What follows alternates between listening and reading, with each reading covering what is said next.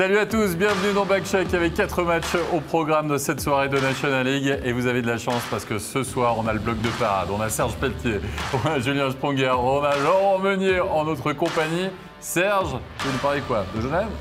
Oui, Genève continue son bon parcours. 3 autres points en banque ce soir. Chapeau. Julien, c'est toujours difficile d'aller jouer à Davos. Les placements dans les grisons, toujours difficiles. Ça s'est vérifié malheureusement encore une fois ce soir. Laurent? Moi, je retiendrai Tony Rayala, du vainqueur à 17 secondes de la fin dans un match au sommet entre Berne et Bienne. Donc, il fait encore la différence. C'est un joueur top de notre championnat. Et puis Zurich continue d'impressionner, poursuit sur sa lancée, va battre Lausanne à Lausanne 3.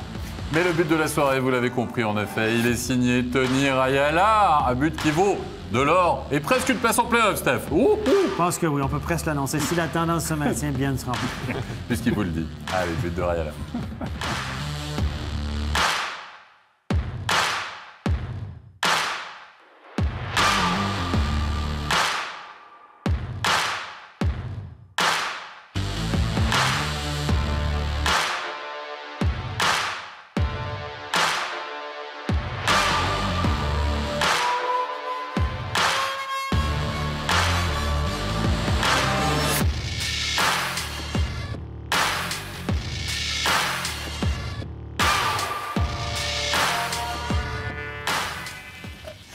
Ça chambre déjà sur ce plateau, c'est terrible. On est prêt.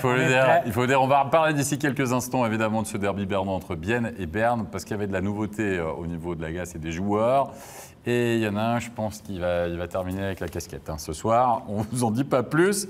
Il s'appelle comment? Andrew McDonald. On en parle d'ici quelques instants, mais avant ça, messieurs, on va ouvrir avec Davos-Fribourg. Hein, la grande interrogation pour Fribourg-Gotteron après la défaite 1-0 face à Langnau.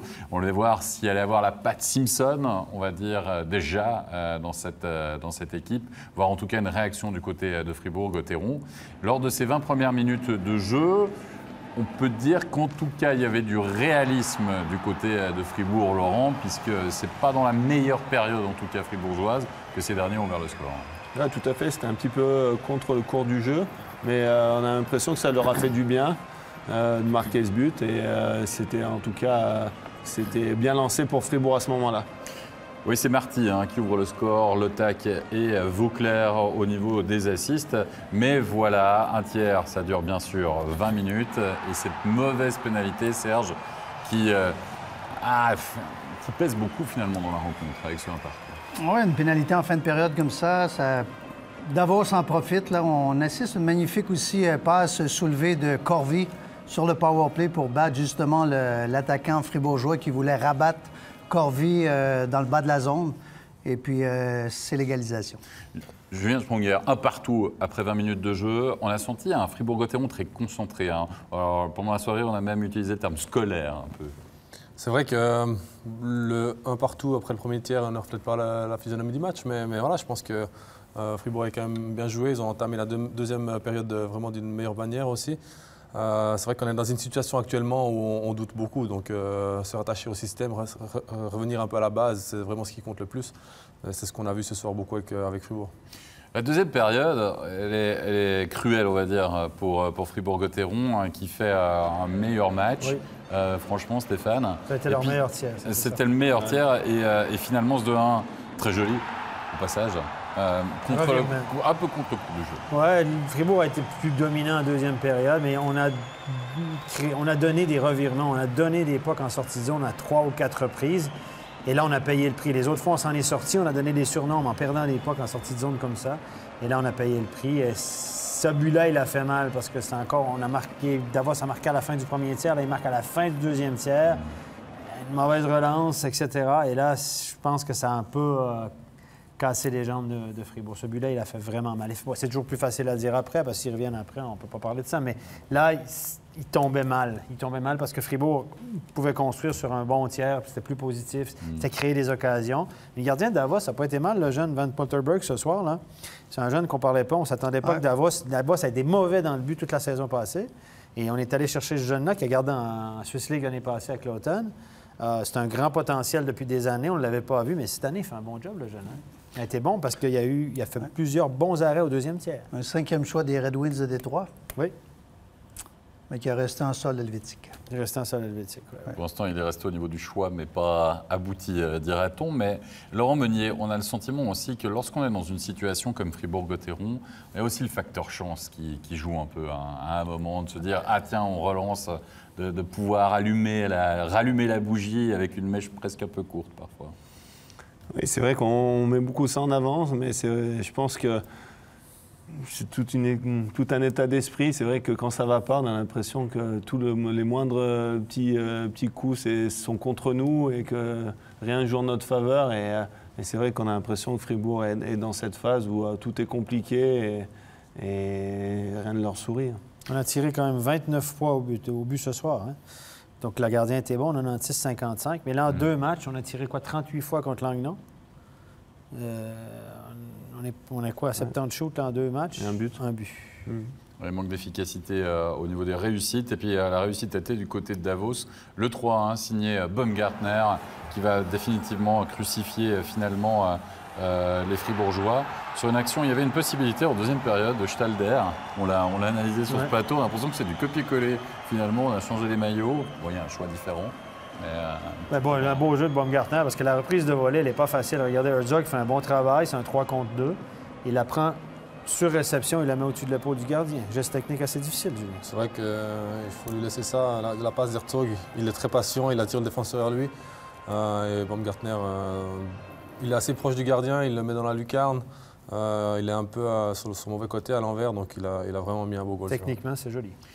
Serge, cette troisième période de Fribourg-Gotteron, elle est un peu décevante quand même. Disons que j'ai vu un peu le même Fribourg, le même visage de Fribourg-Gotteron qu'on avait au premier tiers. Je pense que, comme Stéphane l'a mentionné, le deuxième but de Davos a sûrement fait mal dans les têtes fribourgeoises. Et puis, Fribourg m'a beaucoup plu au deuxième tiers et il était très dynamique. Mais troisième tiers, on s'est un petit peu... on n'a pas autant patiné que durant le deuxième tiers. On va écouter une réaction à l'issue justement de cette rencontre, de cette défaite de Fribourg-Gotteron. Écoutons tout de suite la réaction d'Aurélien Marty. On est avec Aurélien Marty, seul buteur fribourgeois lors de cette défaite face à Davos. Qu'est-ce qui a manqué à Fribourg dans cette rencontre où les occasions étaient là? Ouais, je crois de marquer. Au final, on n'a pas eu un très bon début de match, mais on a su tenir au score, on n'a pas encaissé, on a réussi à en mettre un. Et puis ça nous a mis un peu dans le match. Après, on a fait un bon deuxième tiers, mais ouais, on a des occasions, on ne marque pas, et puis il faut rectifier ça au plus vite. 2-3 erreurs individuelles en trop, et puis un énorme Reto Berra qui vous garde dans le match quand même tout au long de la partie. Ouais, c'est clair, Reto, on sait que c'est une valeur sûre. Après, voilà, on peut blâmer personne ce soir. On est une équipe, on est tous dans le même bateau. Ma foi, actuellement, ça ne tourne pas en notre faveur, mais il faut continuer à travailler et puis rectifier ces petites erreurs. Et puis pas longtemps à attendre avant d'avoir une nouvelle chance, puisque demain, c'est Lausanne. Ouais, c'est clair. Là, on a eu un match ce soir, on va rentrer tard, mais il faut se préparer. On n'a pas d'excuses. Demain, on a un gros match à la maison. Devant notre public, on doit monter une réaction. Merci Aurélien. Voilà, la rentrée va être longue de Davos pour Fribourg-Gotteron. Des chiffres encore au niveau notamment du temps de glace de Dernès. Bon, on parlait de Dernès Stahlberg qui jouait beaucoup depuis l'arrivée du B. Ben, ça se confirme encore ce soir. Un peu moins. On n'est pas à 25-26, mais on est quand même à 22 minutes pour Dernès, 21-15 pour Stahlberg. Et ça, c'est déjà beaucoup, 22 minutes pour un attaquant. C'est moins que d'habitude. Et on parlait des engagements en début. Pour ceux qui étaient là en avant-match avec nous, on parlait des engagements. On avait comparé Dernès à Corvi. Ben, Dernès, c'est 11-20 ce soir, 11 gagnés, 9 perdus. Corvi, 8 gagnés, 5 perdus. Et ce qui est un truc qui m'étonne, 11 minutes 39 de temps de glace pour Corvi ce soir. 11 minutes 39. Ça, c'est le temps de glace d'un 3e, 4e bloc. Serge, on fait plus tourner du côté de Davos? Bon, Davos a toujours eu la réputation d'utiliser ces 4 trios assez à temps égal. Disons qu'on, là-bas, dans les Grisons, on base beaucoup notre jeu sur l'énergie, l'intensité, etc. Et puis, ça peut donner une certaine explication aux 11 minutes de Enzo Corvi ce soir. Lindgren et Ted Unby, c'est 18,5, 19 minutes, les deux étrangers. Il y a peut-être plus de présence dans les situations spéciales aussi. Mais il n'y en a pas eu tant que ça, ça. On parlait de ça ce soir. Hein, je veux dire, du côté de Fribourg, le powerplay, mardi, il n'y a pas eu beaucoup de powerplay non plus. Puis ce soir, il y a eu un avantage numérique et 2 infériorités numériques. Voilà. Allez, messieurs, on va changer de rencontre après Fribourg. On va s'intéresser à Lausanne. Justement, Lausanne qui recevait Zurich. Lausanne qui avait fait une très belle prestation à domicile face à Zug. Une victoire 2-1. À voir comment ça allait se confirmer face au leader. gros morceaux. Eh bien, il y a eu un récital d'un bloc, ou surtout d'un homme, Garrett Rowe, qui a marqué véritablement de son empreinte, finalement, cette partie avec Pius Suter. Ça s'appelle une belle pièce de jeu quand même, Laurent Meunier. Un tic-tac-toe d'école, on va dire. Alors, magnifique, belle passe levée de Garrett Rowe, belle remise de plus et cache vide, Ça me imparable. fait penser à Gary Curry et puis Wayne Gretzky dans les années 80 à Edmonton. Waouh, réglez pas votre téléviseur, c'est de la HD maintenant et plus de la SD. Avec Peterson pour le deuxième. Garrett Rowe toujours. Oh, je la passe. Ouais, elle est superbe celle-là. Il connaît une bonne saison, ce Garrett Rowe. On sait que c'est un excellent passeur, mais là, il passe ça à travers tout le monde, la patience, passe lever encore une fois. Techniquement, c'est parfait. Techniquement, c'est parfait. Ça fait 3-0. Maxime Noro à la passe. Qui ça, Garrett Rowe, 3 points ce soir. Merci, au revoir. Efficacité incroyable, Garrett Rowe, là, qui est parti sur des statistiques vraiment complètement affolantes. On parle souvent, messieurs, c'est de la période d'adaptation, on change d'équipe, ça tournait à Zoom, on se dit, waouh, Il a été opéré on en des avait adducteurs. cassé les en plus. dents. Hein. Il a été opéré des adducteurs, Rowe, on Cet aurait pu été, dire. ouais. Même il a raté les premières semaines du camp. Souvent, quand un gars est opéré aux adducteurs, des fois, ça peut. Il connaît une saison phénoménale. Mais il est aidé par Pius Suter, par sûr. exemple, ou monsieur, je Je sais sais pas. pas, je sais pas lequel qui aide le plus l'autre. Ouais, en tout cas, les deux se complémentent bien, on va dire. Ils s'entendent bien. On voit vraiment qu'ils se font plaisir en plus ensemble et qu'ils se font plaisir à donner le palais à l'autre. Et ça, quand ça se passe comme ça, c'est sympa sur la glace. Puis, Serge. puis Suter dans une nouvelle position, hein, parce que toute la saison dernière, il a joué au centre. Toute la saison, cette année, il joue à l'aile. Ouais, ouais. Donc, il a peut-être trouvé sa position Je idéale. pense pas qu'il va aller se plaindre au coach, hein, parce qu'il Non, vient y jouer avec Garrett Rowe, ça se passe super bien. Il va pas dire, tu pourrais me remettre au centre, s'il te plaît? Non, je Il a crois connu pas, une ouais. saison difficile l'année passée, Pius Suter. À part ça, Comme son équipe. Zurich, là, ils nous font pas du Zurich, Steph, cette année? Ben, ils vont pas trop mal. Bon, il y avait 6 matchs à l'extérieur, on en avait gagné que 2. Mais à la maison, ils sont très, très forts cette année. Mais ils sont vraiment sur c'est une équipe que je trouve, autant l'année passée, ils faisaient pas pitié à voir, mais on se disait, on comprenait pas match après match, on répétait toujours la même chose. Mais cette année, ça roule, mais est-ce que c'est l'entraîneur? Je sais pas. Une autre configuration, des nouveaux joueurs. Bon, moi, j'aime beaucoup Zurich cette saison parce que c'est une équipe qui travaille plus fort que les dernières saisons. Historiquement, on avait un Zurich qui était bourré de talent. Country Il y a club. certains soirs qui prenaient comme on dit, des soirées off. L'implication n'était pas toujours là. Je me souviens, des fois, on allait au Hallenstadion, on gagnait 2-3-0 après le premier tir. On se disait, ouf, il se passe quoi? Justement, il y avait peut-être une soirée de congé ce soir-là, mais ce soir, je regarde leur match régulièrement et puis c'est chaque soir, jusqu'au dernier face-off en fin de match, l'éthique de travail est présente du côté du Zurich. Qu'est-ce qui a cette changé? saison. C'est l'entraîneur. Il n'y a que l'entraîneur qui a changé. Mais il change tout le temps, l'entraîneur. Bon, de toute façon, quelques à Zurich, joueurs c'est- également. Bon, après, je pense Et dans un Garrett club Rowe. comme Zurich, ils ont amené un nouvel entraîneur, des nouveaux étrangers. Et puis ils sont finis sur des play-outs l'année passée. Je pense que ça passe pas comme ça. Ils avaient de toute façon besoin de rebondir. Et puis une certaine rigueur, on voit, qui a été imposée. Et ça fonctionne. Moi, il y a une personnalité très médiatisée en Suisse alémanique, très, très connue, qui fait des théories. Je ne veux pas le nommer, qui m'a dit au début de l'année, au tout début de l'année, quand ça a commencé, il m'a dit « L'entraîneur de Zurich finit pas la saison. Quand je vais le recroiser, puis je le croise de temps en temps, je lui dis Après, dans leur recrutement, ils ont pris un gars comme Marcus Kruger, qui est un joueur qui était à Expérience. Chicago, qui a Expérience. joué 3e, 4e ligne, qui est un très gros travailleur, mais qui a des qualités. Garrett Rowe, qui est un leader, qui joue dans les deux sens de la patinoire, quelqu'un qui est capable de tuer des pénalités, qui est complet. Et ça, je pense que sur des joueurs comme beaucoup de joueurs suisses offensifs qui étaient à Zurich, qui ont tendance à prendre un peu le pied, ils voient des joueurs comme ça qui sont leurs leaders techniques, qui en plus travaillent dans les deux sens. Je pense que ça peut apporter à tout le monde. Ouais. Et puis attends, on voit même Peterson faire des passes sur le powerplay. Hein. Non mais on rigole, mais tiens, on met des statistiques. Parce qu'Alex, il dit toujours, il fait que de shooter sur le powerplay. Mais Ouais, il est là shoot pour bien, ça. hein, il shoot bien. Ah, il shoot bien, mais quand on a... Il est dans le même bureau que Julien. Non mais c'est vrai, c'est le même. Ah, quoi que Julien, l'année passée, on nous avait aussi devant la cage. Ouais, à un moment donné, tu étais devant. Ça change. Ouais. Des fois, ça ne fonctionne pas trop. Il faut essayer Ouais. de changer un petit peu. Il faut vite revenir dans les rangs d'engagement, moi, ça marche pas mal quand même. Allez messieurs, il y a quand même la réduction du score de Lausanne parce que Flueller ne fêtera pas un deuxième blanchissage de suite. Et bien non, il reste quelques petites secondes. Stéphane, on va aller voir la vidéo pour la présence de Berchi dans la peinture. Quel est ton avis là-dessus? Bon, il est dans la peinture bleue, là, clairement. Il est un petit peu poussé par Marty. Au dernier moment, il s'enlève. Là, on voit mieux. Là. C'est pas, pour moi, tu peux pas refuser. Avec la caméra du haut, on aurait mieux la profondeur, mais le joueur n'a pas le droit de se stationner, se parquer dans le demi-cercle. Souvent, l'arbitre siffle, puis il fait signe, ce fameux signe là, que j'aime pas trop, les pieds en dehors. C'est sifflet défensif, c'est-à-dire j'ai peur qu'il arrive quelque chose, donc je siffle et j'engage en dehors. Ça, au niveau IHF, tu vois ça 8 fois par match. Ça m'agace. Et là, il était clairement dans le demi-cercle. La question que je pose, c'est que peut-être qu'il n'y a pas eu de contact avec le gardien. Et là, c'est Sébastien Beaulieu qui me dit chaque fois ça. Il m'a dit, ouais, mais les arbitres, même s'il est dans le demi-cercle, mais il ne touche pas au gardien, OK, mais il dit, le gardien, il ne peut pas sortir parce que le gars est là. Donc, sur un tir comme ça, est-ce que Flueller doit s'avancer un peu plus? Oui, mais il y a le gars, il ne peut pas s'avancer. Donc, il lui nuit, donc on doit refuser le but. Ça, c'est un entraîneur de gardien qui me dit ça. Ouais. C'est quoi de ça, vous?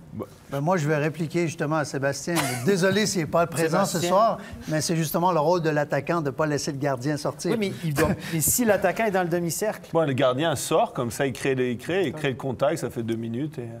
C'est vrai que nous, on nous demande d'être le plus proche possible de cette zone. On est toujours à la limite. C'est vrai que ça se joue à quelques centimètres. Des fois, on ne se rend pas compte où sont nos pieds exactement. Il y a des gardiens qui jouent le jeu un peu de venir au contact eux et puis après de faire comme si ils sont bousculés. Exact. Et c'est beaucoup plus flagrant sur les vidéos. Et là c'est vrai que Flueller, lui, il a tendance à reculer et pas jouer le contact. Nous, on avait Barry Brust, un gardien qui vient dans son bleu, là, dans son zone. Il aurait pris un bon coup dans le dos. Un bon coup de slash, un bon coup de blocker dans le dos. Mais Barry Brust, il serait allé chercher le puck au milieu de la glace.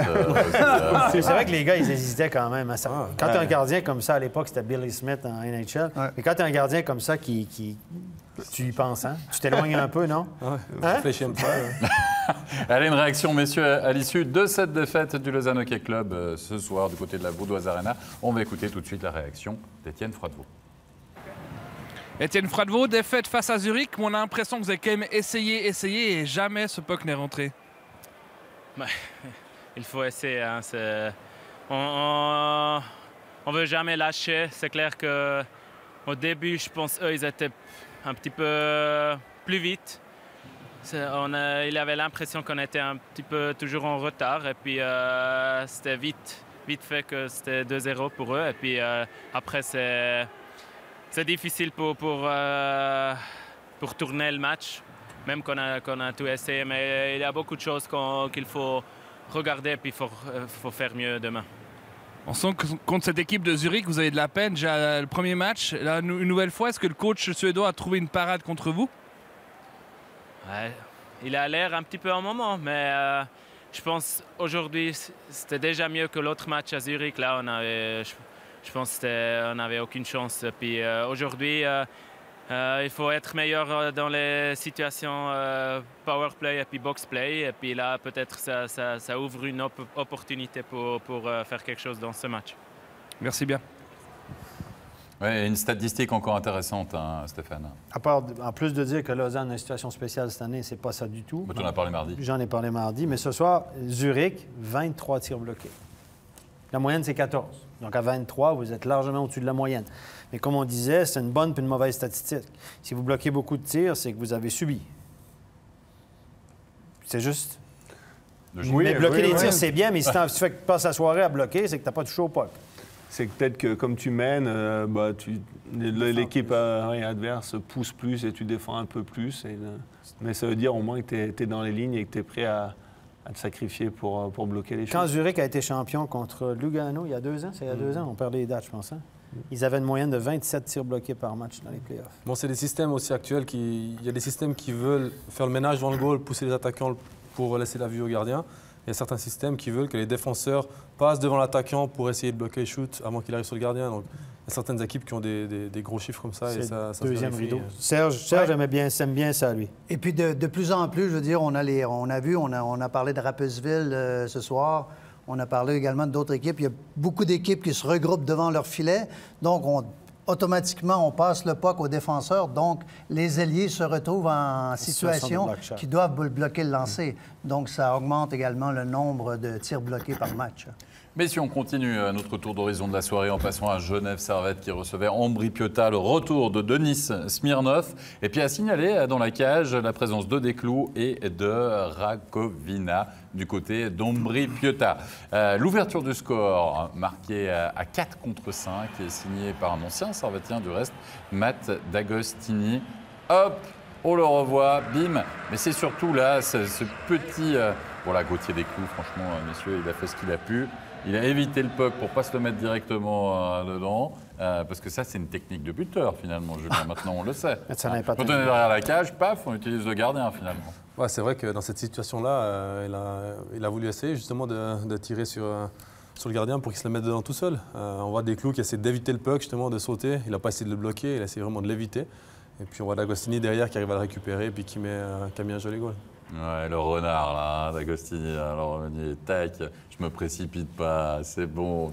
On a l'impression qu'il en rigole presque, quand même, à part ça. Ah, je pense qu'il était content, c'est sûr. Il a tenté de le mettre en rebond. Et là, il continue à patiner. Ouais. Je pense qu'il est parti pour changer. Oh, il l'a pris, revers, lucarne, merci, au revoir. But en infériorité. Ça, c'est 2 points, ça, Serge. Un but en assist pour D'Agostini. Il a fait un beau tour de magie, là. Il a fait un beau tour de magie, mais sur le but accordé de Genève, on voit justement normalement, c'est le genre de but qu'on accorde en powerplay. Tu crois qu'il n'y a rien qui peut t'arriver? Ouais. Tout le monde joue là, on a un joueur de plus, donc on ne va pas donner le deuxième effort parce que, ben voilà, quoi. On a 5 contre 4, puis on se fait surprendre avec un... Tout le monde est plus soft sur le back-check. Voilà, exactement. Lui va s'en occuper, lui va s'en occuper. Tout le monde attend juste qu'on reprenne la rondelle pour repartir. Eh oui. Exact.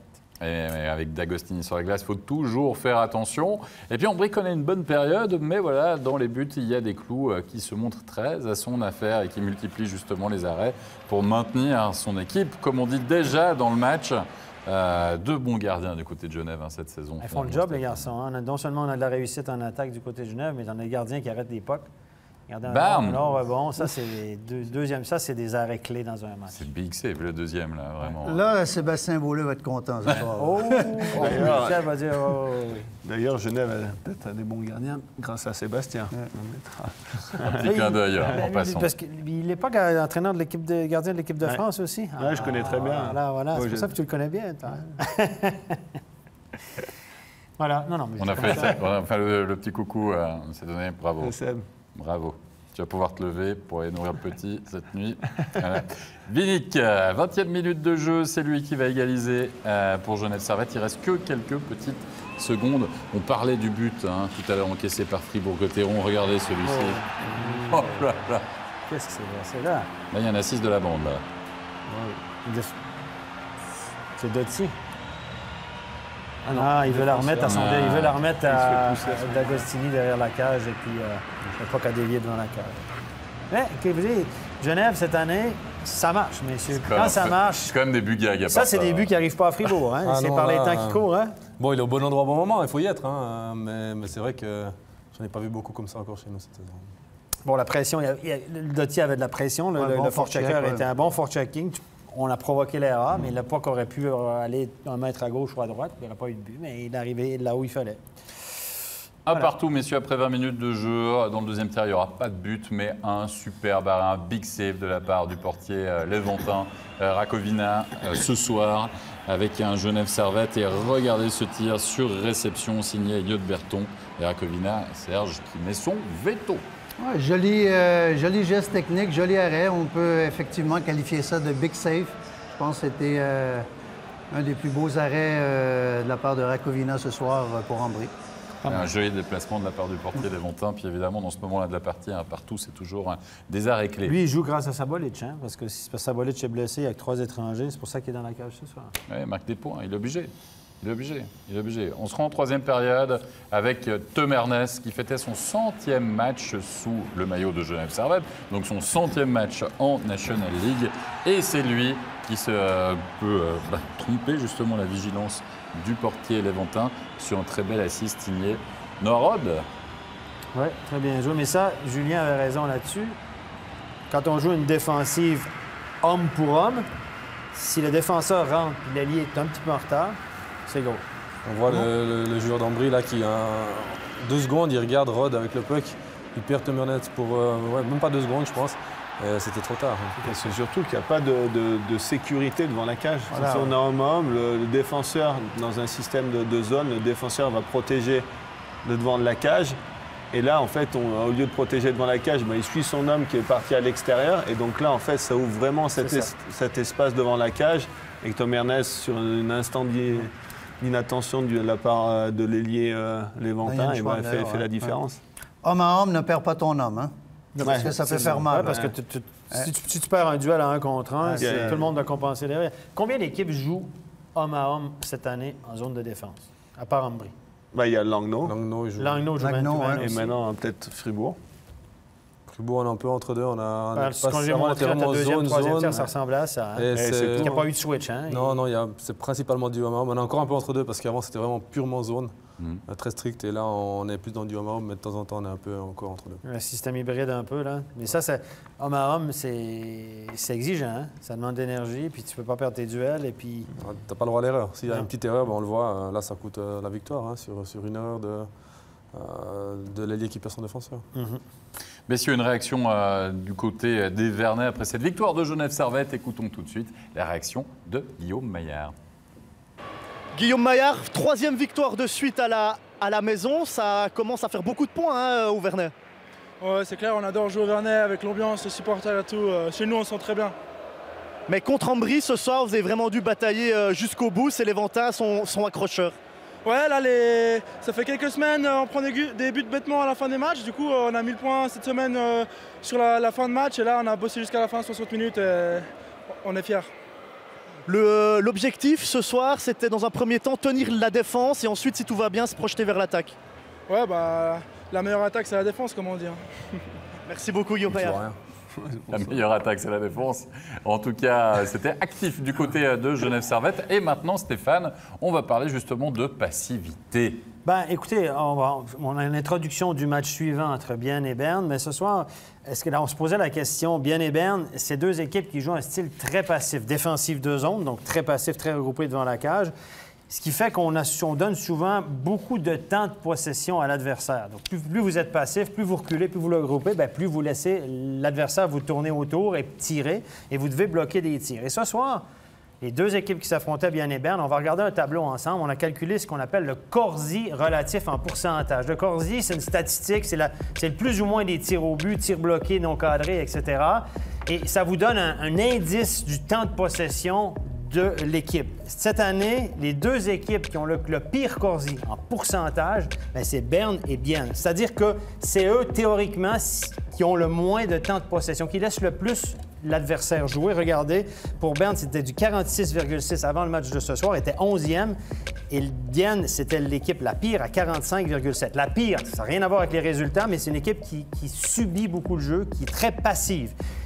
Et la statistique des tirs bloqués le montre aussi. Berne est l'équipe qui a bloqué le plus de tirs en moyenne par match, 18,4, et Bienne, 17,5. La moyenne étant autour de 14. Donc, c'est deux équipes au style qu'on peut dire très passif. Et pas loin derrière, vous allez voir où je veux en venir, pas loin derrière, en 9e position au niveau du Corsi, il y a Lausanne à 48,9.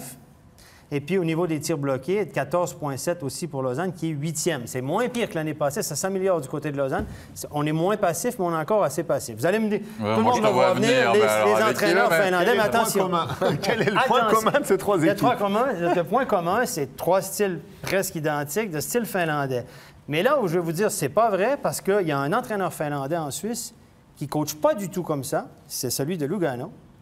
Kapanen. Et la preuve, c'est qu'au niveau du Corsi, du temps de possession relatif, c'est Lugano, la première équipe de la Ligue, à 54,2. C'est une équipe qui joue agressive, qui forecheck beaucoup, qui veut avoir le puck.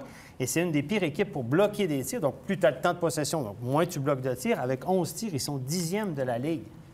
Donc, Finlandais pour les trois premiers, mais l'autre, c'est la tendance de Finlande ne se vérifie pas forcément sur ça. Un Finlandais hybride. Ouais. Il y a une autre statistique que je trouve intéressante. Je me suis amusé à regarder l'évolution du nombre de tirs bloqués moyens par match depuis 4 ans. Depuis que Tormanen est arrivé, Jalonen est arrivé, puis Peltonen coach. On est passé de 11 tirs bloqués par match en moyenne par équipe à 14,2. En NHL, c'est du constant depuis plusieurs années. Nous, on monte chaque année. Et cette année, on est à un demi-tir de plus en moyenne. Et quand on passe en play-off, bien là, on augmente à presque 17-18.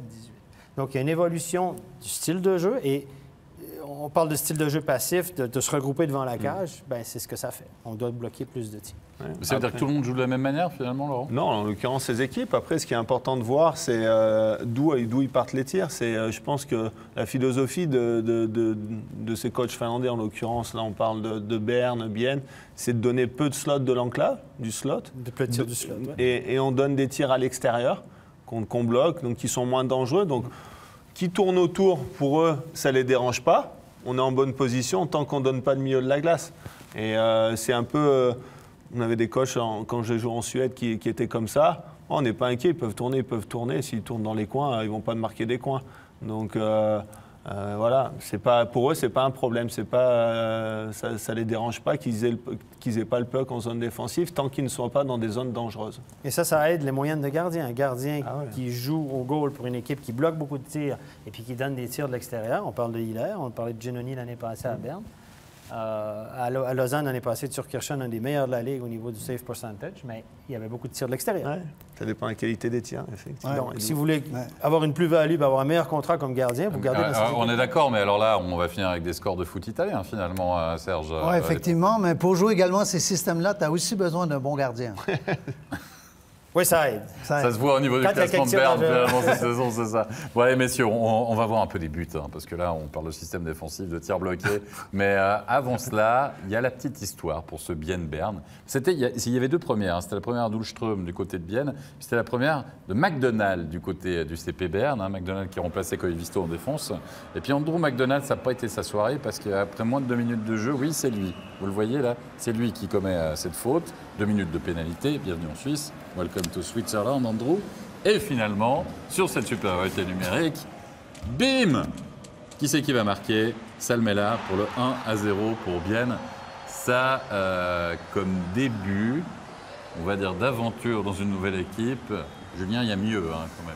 Il y a mieux, hein. Je pense que ça part pas du tout de mauvaises intentions, mais c'est vrai qu'après à peine 1 minute sur le banc de la famille et puis encaisser droit derrière, c'est pas évident. Bon, c'était que le début du match, donc on se dit que ça peut s'effacer facilement. Ouais, et puis dans les rangs bernois, il y a un certain Marc Arcobello, annoncé déjà du côté de Lugano pour les 3 prochaines saisons, mais lui, eh bien, il va tout simplement trouver l'égalisation en powerplay, situation là aussi de powerplay pour le joueur du CP Berne avec des assists de Ebet et de Ruffenard. Voilà, comme ça on a les images qui arrivent. Et elles sont là. Et Marc Arcobello qui retrouve le chemin des filets. Oui, parce qu'il n'y avait que 3 buts depuis le début de l'année, lui. Hein? Donc là, 4 et 5 ce soir. Il a digéré son contrat à Lugano. Sa femme a pu aller visiter l'appartement qu'ils auront, probablement choisir un peu les rideaux. Et puis là, il peut jouer au hockey, il peut se concentrer sur le hockey. Non? Non, mais... Le canapé, Stéphane, les rideaux, ça fait cliché. Non, mais ça perturbe quand même un joueur. Tony Rayala va commencer aussi son show et va marquer le 2-1, 5 contre 4 à 6 de Fuchs et de Radiev. Et qui était sans pour des pénalités, messieurs? Andrew McDonald. C'est déjà un double. C'est déjà un menu best-of pour la première. C'est là quand tu commences, tu dis que ça peut aller que mieux. Ben non, ça va un peu plus mal. Et tu te fais des copains dans le vestiaire directement, hein, ça c'est sûr. Mais Marc Arcobello est là, 2 partout à la 34e. T'es bien servi là. Assist de Ruffenard. Il assiste ce soir pour Ruffenard. Regardez, le Moser est devant la cage, accapare Fay. Donc... Et puis hier, qui ne peut pas toucher ce puck qui traverse sa peinture là. Et hop. C'est de partout. Et on se dit, comme souvent entre ces deux formations, qu'on s'achemine vers des prolongations, voire vers des tirs au but. On imagine déjà le duel de gardiens, une nouvelle fois. Hein, C'était Hiller qui avait fait un match incroyable du côté de la capitale. Ouais. 49 arrêts. Ah ouais, c'était stratosphérique. Mais voilà, il y a un certain Tony Rayala qui va sortir de sa boîte. On joue à une quinzaine de secondes. Et là, ce tir terrible. Et Laurent Meunier, c'est un beau tir. C'est un mauvais jeu du défenseur, c'est Schlegel qui est aux fraises. Non, en fait, le défenseur, c'est un attaquant, c'est Bonzac. C'est mon chef. Ouais. Et honnêtement, le gardien, j'ai l'impression qu'il n'est pas très bien dans sa cage. Mais c'est un très beau tir. Retiendrait le tir. Julien t'en a marqué beaucoup, il est comme ça. Il est précis. La passe du défenseur, la relance était magnifique aussi. C'est que Rayala, il utilise quand même beaucoup son slap shot. Il a un très très bon... C'est un petit joueur, hein, mais il a un shoot très puissant. Là, il est en haut des cercles. Il y a un gars qui masque un peu le départ du shoot. Peut-être qu'il le voit, mais trop tard. Et il est parfait. Dans la lucarne, honnêtement, c'est un magnifique goal. Non, moi je dis chapeau au shoot, là, parce que franchement... Puis il cache, il a cette faculté de cacher son shoot un petit peu, le ramener proche de ses patins pour utiliser le défenseur comme écran. Et ça, c'est une faculté, ça a l'air facile, mais quand vous avez un défenseur devant vous, de réussir à passer le puck à travers lui ou à côté de lui, c'est pas évident. C'est pas évident. Donc, il faut avoir un petit moment d'hésitation, ce talent. Bon, je pense que tu peux l'expliquer beaucoup mieux que moi. Non, c'est bien, c'est très bien. Non, c'est vrai. C'est vrai parce qu'il y a un paquet de joueurs, si vous regardez le nombre, il y a plein de joueurs qui ont plein de tentatives de shoot, mais ça finit toujours dans les bottines du défenseur ou à côté. Hein? Il y a des gars qui n'ont pas cette faculté de choper la cage de façon régulière. C'est pour ça qu'il y a autant de block shots, Stéphane. Non, mais surtout... Exactement. Les gars sont très bons à bloquer les shots. Serge, Giannoni, il l'aurait arrêté, celui-là? Bonne question. Moi, je pense que... Cette saison, je ne suis pas sûr, mais la saison passée, sûrement. Ah non, ouais. Par contre, comme Laurent l'a mentionné, Mourzac est un attaquant. Il s'est transformé en défenseur sur l'action. On voit qu'il est uniquement là pour bloquer le lancer au lieu d'utiliser sa canne pour mettre plus de distance sur le lancer de Rayala. Et puis Yarala, justement, profite de cette faiblesse-là défensive du côté de Berne pour enfiler l'aiguille. Tu es en train de nous dire, Serge, que c'était pas un flamengo, c'était un peu un souricate quand même. Une biche. C'était une biche. C'était une biche. Une biche, ouais, ça on peut dire. Mais non, mais je pense qu'ils se font avoir sur leur changement défensif, Berne, sur cette action. Parce que le défenseur biennois fait une relance très rapide et on voit que Murzak est un peu mal pris. Et normalement, ce n'est pas sa position non plus là. Il n'est pas normalement en position défensive. Et on voit que notre ami McDonald aussi était de l'autre côté, était en train de revenir et n'était pas en très très bonne position. Au service au volant. Ouais, belle soirée. C'est facile, sérieusement. Bon, mais on parlait de Corsi tout à l'heure. Le Corsi du match de ce soir, j'ai vite calculé 55-45 en faveur de Berne.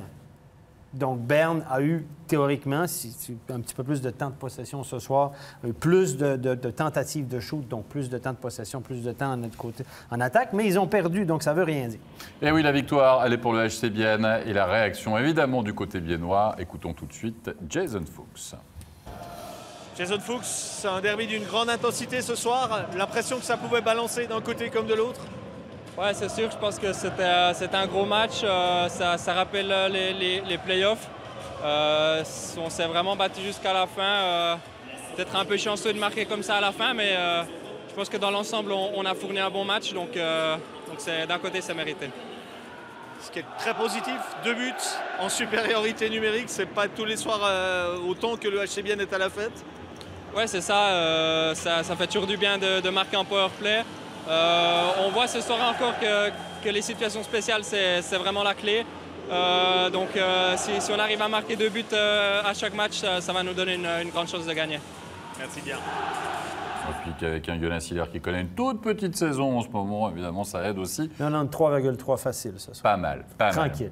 Allez, messieurs, il est temps de passer aux 3 étoiles de la soirée.